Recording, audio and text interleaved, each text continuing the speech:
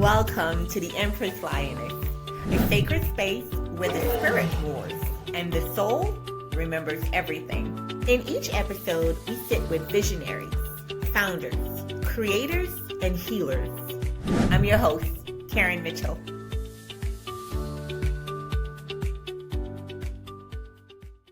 Welcome back to the Empress Lioness podcast, the sanctuary where women who are no longer willing to live in survival mode and are ready to remember who they were before life taught them to shrink.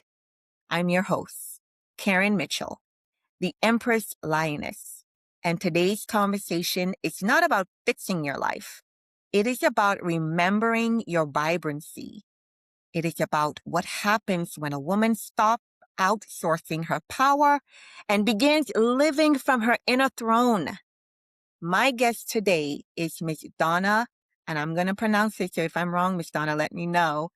Tajan Tashjian, okay, I'm sorry. Founder of High Vibrant Living, a woman whose life's work is rooted in helping people reconnect with their vitality, their identity, and their sense of purpose. This is not a performance space. This is truth space. So wherever you are listening from, soften your shoulders, take a breath, and give yourself permission to receive what is meant for you. Donna, welcome into the sacred conversation. How are you? Thank you, Karen. I'm doing fabulous. Good. Now, before we talk about what you do, I always like to start off by introducing you to all of our listeners. I want them to meet the woman behind the work. So, Donna, who were you before life asked you to become strong? Well, that's an interesting question because I don't remember when life didn't ask me to be strong. We can go back to childhood in that. So I don't remember a time when life didn't ask me to be strong. I had a challenging, we'll use that word, childhood. And then during my teenage years, I was sexually abused and became pregnant and became a mother at 15. And so the needing to survive has been something that I learned very early on. And it's a lot of sometimes unlearning what life has come along our way. So, what I'm hearing right now, Miss Donna, is that even then, there was a part of you that already knew you were meant for more than just surviving. Yes, that's true. Okay, so, what was the moment then you realized that the version of your life you were actually living was no longer the one your soul consented to, even back then? I don't know that I would word it that way or that I can specifically say that there was a moment in time that occurred. I knew because of my relationship with God that there was more that He had in store for me and that there was more that I was called to do than be defined by what happened to me. Right. I think that I had an inner knowing of that because of my relationship with God, but how that unfolded was a journey over the years. Yes. That's normally how it takes place, the journey that just keeps on going. But most people talk about changing habits or careers. But transformation is really an identity death before it's a lifestyle change. Who did you have to stop being in order to become the woman who now leads Vibrant Living? I think before I founded Vibrant Living, I had to fully understand what God had called me to do and what was there, and to say yes to the unknown, to say yes to possibilities that I didn't fully understand yet, to begin to say yes to it being fun instead of scary. That is true, because that could be scary. But what part of your old identity was the hardest to release? Because I know when a lot of women transition into that and listening to the voice of God, it's hard to be in your old self and then listen to that voice to move on in doing what it is that you need to do. I think God's really gentle with us as it's in stages and what we can handle. And I don't know that I'm particularly done. I think that there's still more of growth that's possible. But it is understanding who he is and who I am and what that is and who I am to him Right. as another important facet of that. To begin to focus on what he says I am instead of any fears that I may have. Was was there like a internal pattern you had to face on your path to vibrancy? The one that no one sees on social media or when you're out there in the world? I think for me, and I think for all of us, it's mostly self doubt and not sure we're capable or maybe qualified. That might even be a good word.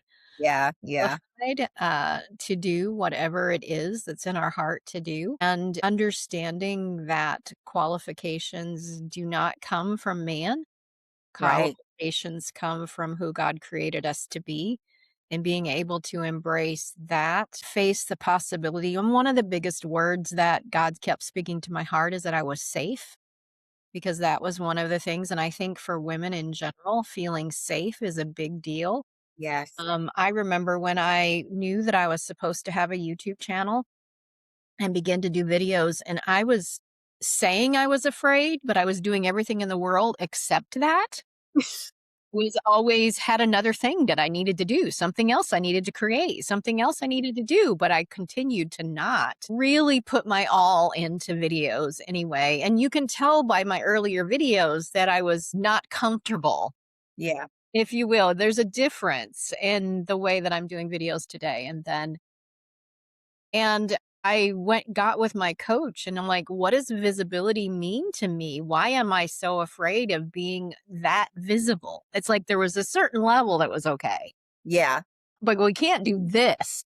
I'm like, well, what does that mean to me? Well, it meant rejection, is what it Wow. meant.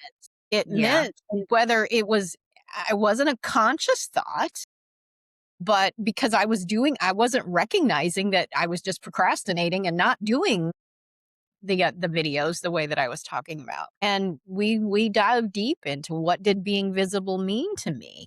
And Right. it was dangerous. It wasn't safe. And I began to learn, and I know you've learned this, that we can write a new story. What used to be doesn't safe doesn't mean it isn't safe today. And begin to write a new pick up the pen and write your own book There you instead go. and letting someone else write those chapters and paragraphs in your life. If you were to write your story, what would it look like? And begin Yeah. to create what you want going forward. You're absolutely right because real breakthrough isn't really external. It was the moment your inner world finally felt safe enough to choose differently. And I think that's what a lot of women are fighting with. But there's a difference between knowing truth and living from truth. So Hmm. something normally shifts in your body, in your relationship, or even in your daily life when vibrancy stopped being a concept and started becoming like embodied. Did you ever have a feeling or a moment like that? I remember one time when I was speaking in front of a group, and it was almost if I watched myself doing it and while I was doing it. Yeah. And I said to myself, "When did this turn into fun? When did this happen? Because I'm having a ball, and I didn't know that this could be fun." Because, Wow. this felt, and I don't know that it was a specific moment, but to me, the biggest shift is the word surrender. And what I mean by that is surrendering all of my fears, all of the ways that I think it should turn out when it didn't turn out the way that I thought it should, because we all got a list Yeah. things that should have went different than when they actually did. We think they should have happened differently, and Yeah. begin to surrender all of that to God and allow that him to complete the work in us. So much of the time we try to it's like an apple. An apple doesn't go, "Oh, I got to grow, I got to grow, I got to grow." It abides in the tree. Yeah. And when we learn to abide in the vine and we learn to abide in God and build that relationship, the transformation happens because He's the one who promised to complete the work in us. So, yes, I've had someone say to me when I've told my story in much more detail than I did today, Donna, you're a walking miracle. And I smiled and said, thank you. And I was great. They were so sincere. They were just sincere as everything. But as I walked away, I thought, well, this miracle was one decision after another decision, Yeah, after another decision, after another decision. And sometimes when we look at women that we admire, we think it just was like, woo, ta-da, a magic booth and that's everything is right. all better. But it's those little decisions when no one's looking. It's the decisions to keep going, to get up every day and proceed as if success is inevitable when you don't even know how.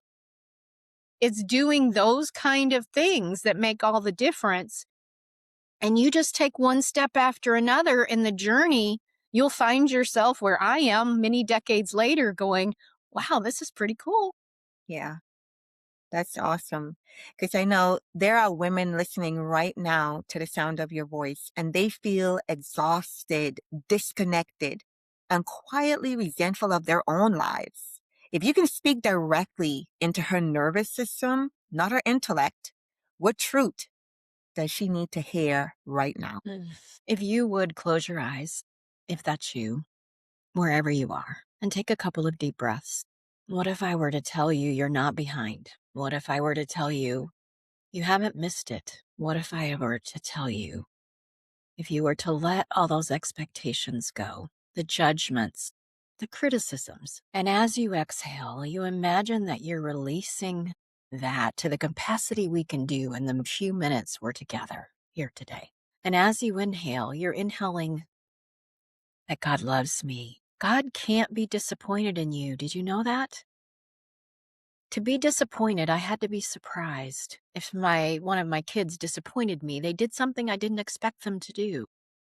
But you can't disappoint God. He knows exactly where you are, who you are, what you were created to be, and most of all, He wants to love you. To your mind as well as your body, I want you to know from this day forward, if you learn to be able to let go of the judgment, even if you messed up, even if there is reason to be critical of yourself, that today is a brand new day.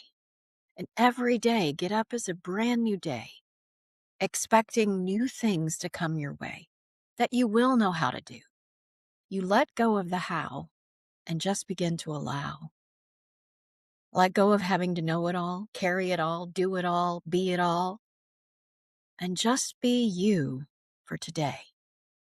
Get up and love people, be kind to people, and watch what ripple effect. Everything starts with a thought. Everything starts with what you sow. So every self-criticism thought, we think it's going to make us change. But what you judge, you retain. What you judge, you repeat. I'm not going to eat a cookie. I'm not going to eat a cookie. Well, before the day is out, I'll be eating those cookies because whatever you judge, you're going to repeat. Yeah. And so when we learn to celebrate the things that we want to repeat and release the things that we don't, watch miracles occur. And you can step into vibrant living without criticism, without all of the overwhelm. Oh, and one more thing. You know what overwhelm is? I remember one day I was on the call with my coach and I was crying. It was a phone call, so I was glad because it was all those ugly cry moment. And I'm telling him all the stuff that's going wrong and not going the way I think it should. And I really, Karen, wanted somebody like to hug me and go, I know it's so hard, Yeah. but that's not what she did. She said, Donna, you know what overwhelm is? And I'm like, yeah, have I not been telling you anything? It's on my list. And she says, no, Donna, take a breath. Overwhelm is you are imagining it not going well. You are imagining failure. You are imagining things that haven't even yet occurred because things are in process. Yeah. And when we realize that, we never have to be overwhelmed because we can use our imaginations, our thoughts, our joy, no matter what our circumstances are, to imagine it going well, to imagine it working out. If it isn't worked out yet, it's not done. Right. The game's not over. We're still in process. So that's what I would say to you today. Wow. Miss Donna, that is not advice. That is medicine. So please tell our guests a little bit more about how you can assist them or the work that you do and what you bring into the community. One of the biggest things I've noticed in my own life, in my own journey, as well as the hundreds and hundreds of women that I've been working with for over 30 years of helping women to succeed, is we don't know who to talk to, and we tend to talk to the wrong person, All the time. and all the time. And it's who to talk to. That's a safe place. That's got the track record to Yeah, prove that they know what they're talking about. Now, a lot of times we'll read a book, we'll go listen to a podcast even, but it's not the same as listening and talking with an individual. So that's one of the biggest things is don't DIY it. I mean, we're really good at DIYing, but that is mostly survival. DIYing it is a survival technique. It's not a growth and wisdom technique. And there's so much knowledge in the world, like bombarded with knowledge, but there's very little wisdom on what is right for you. So the best thing I would tell you is let's talk. This is not a sales call. This is a talk to find out where you are, where you want to be, and how to get there. Whether it's working together, which might be a possibility, or not, I want to connect you with who that can help you. And my website is the letter I, vibrantliving.com. On there, you can find all my resources. I have free events coming up, as well as a way to schedule a call with me. Those are the main thing I would say is find someone that can speak into your life. If it's a community, really check it out. A safe community to have them speak into your life. Because this is the biggest thing that will make a difference in how you go forward is who you surround yourself with. We can't see our own blind spots. We just can't. And so having someone else to help you is the best thing that ever happened to me. that is so awesome. Well, listeners, you heard it. If you are having these thoughts and you need someone to talk to, please reach out. Donna, I want to thank you for bringing your humanity, your depth, and your lived truth into this space today. Your work reminds us that vibrancy is not something we earned, it's something we allow when we stop betraying ourselves. But I want you to also let our guests know how they can connect to you. I think it's email. I think you have some social media handles. I would love you to share those links. Yes, all of those are also on my website instead of trying to recite them all. But my name is pretty easy to find. Donna Tashton is not, it's not that popular, but all of the icons are there on my website. So it's super easy just to go to one place and be able to find my YouTube channel, my podcast, all of my social media. But I'm primarily on Facebook, LinkedIn, and Instagram. So there you have it, listeners. Thank you so much for joining us. And at the end of the day, we are all placed here for a greater reason. And while our journeys may look different, our missions are the same: to grow, to heal, to love, and to live in a way that makes the world better because we are in it. Take what resonates from this conversation, leave what doesn't, and keep listening to the voice inside of you that is guiding you toward wholeness. That inner voice is sacred too. And if this conversation starts something inside you, I invite you to sit with it before you scroll past it. And if you feel called to explore Donna's work, you'll find her at iVibrantLiving.com, correct? Yes. Because your next chapter deserves support that honors your wholeness. So until next time, remember, you are not here to survive your life. You are here to inhabit it. This is Karen Mitchell, the Empress Lioness, and as always, thank you for listening.